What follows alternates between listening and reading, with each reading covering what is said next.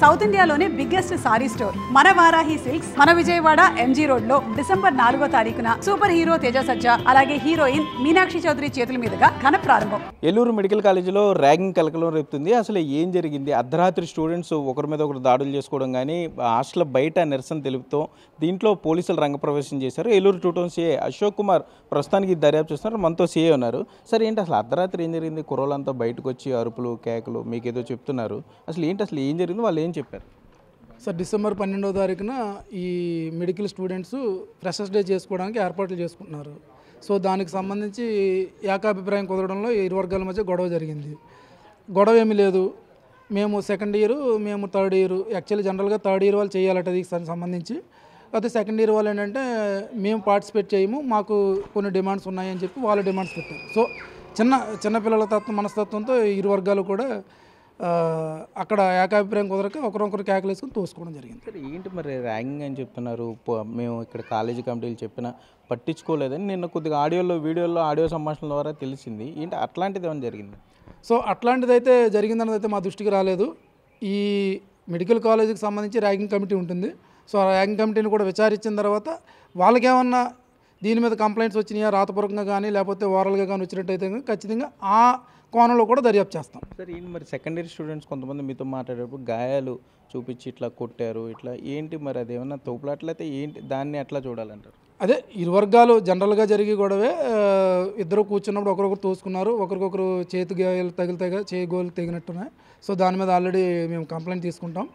దాని మీద ఖచ్చితంగా కఠినమైన చర్యలు తీసుకుంటాం. సరే, ఏంటి మరి ఈ ఘర్షణలు జరగకుండా పోలీస్ తరపు నుండి ఎటువంటి చర్యలు తీసుకుంటున్నారు? పిల్లలతో మీరు అర్ధరాత్రి మాట్లాడారు, మళ్ళీ ఇప్పుడు మాట్లాడి వచ్చారు, హాస్టల్లో బయటకు వచ్చారు. మరి వాళ్ళకి ఏం చెప్పారు? పిల్లలకి ర్యాగింగ్ గురించి కానీ ఈ కేసుల గురించి స్పష్టంగా కౌన్సిలింగ్ చేశారా? కౌన్సిలింగ్ చేయడం జరిగింది. ప్రైమరీ కౌన్సిలింగే. పూర్తి స్థాయి కౌన్సిలింగ్ అనేది ఒకసారి మా పై అధికారులతో మాట్లాడి ర్యాగింగ్ కమిటీని కూర్చోబెట్టి అలాగే ఇతర కమిటీలను కూడా కూర్చోబెట్టి మన మెడికల్ కాలేజీ ప్రిన్సిపల్ గారి ఆధ్వర్యంలో వాళ్ళకి మేజర్ కౌన్సిలింగ్ ఇవ్వడం జరుగుతుంది. ఆల్రెడీ సుమారు ఒక 10 days బ్యాక్ మా ఎస్డిపిఓ గారు కూడా వీళ్ళకి అందరికీ ఒక కౌన్సిలింగ్ ఇవ్వడం జరిగింది. ఏదైనా ర్యాగింగ్కి సంబంధించి ఏదైనా ఇన్ఫర్మేషన్ ఉంటే ఖచ్చితంగా ఇవ్వమని.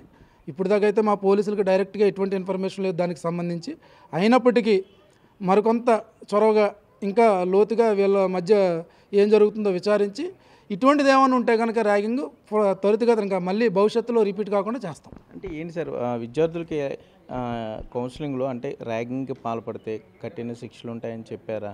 వారికి సంబంధించి అంటే ఇప్పుడు చదువుకుంటూ ఉంటారు, మరి ఫిర్యాదు తీసుకున్నారా? వారి మీద కేసులు నమోదు చేసే అవకాశం ఏమైనా ఉంటుందా?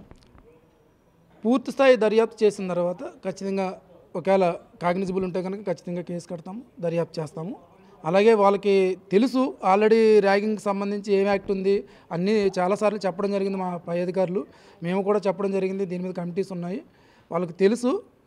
అయినప్పటికీ చిన్నవి ఉన్నాయి కాబట్టి వాటన్నిటిని కూడా కౌన్సిలింగ్ ద్వారా మేము వాళ్ళని మధ్య భేదాభిప్రాయాలను కూడా తొలగిస్తాం. కాలేజీ ప్రిన్సిపల్తో మాట్లాడారా?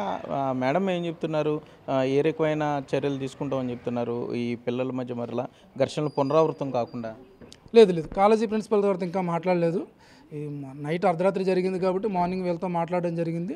ఈవినింగ్లో దర్యాప్తు మొత్తం పూర్తి చేసి కాలేజీ ప్రిన్సిపల్ గారిని కూడా అడిగి అసలు ఏం జరుగుతుందో మొత్తం లోతైన విచారణ చేసిన తర్వాత ఇటువంటి మళ్ళీ తిరిగి పునరావృతం కాకుండా మెడికల్ కాలేజీలో అన్ని ఏర్పాట్లు చేయడం జరుగుతుంది. సార్, కాలేజీ హాస్టల్లో ఘర్షణ జరిగింది అనుకుందాం, మరి పోలీసులకి ఎవరు ఇంటిమేట్ చేశారు? మీరు నిన్న వచ్చి సుమారు గంటన్నర పాటు పిల్లలతో మాట్లాడి చెప్పారు అంటే ఎట్లా? మరి మీకు ఎలా తెలిసింది? మరి ఎవరు సమాచారం ఇచ్చారు?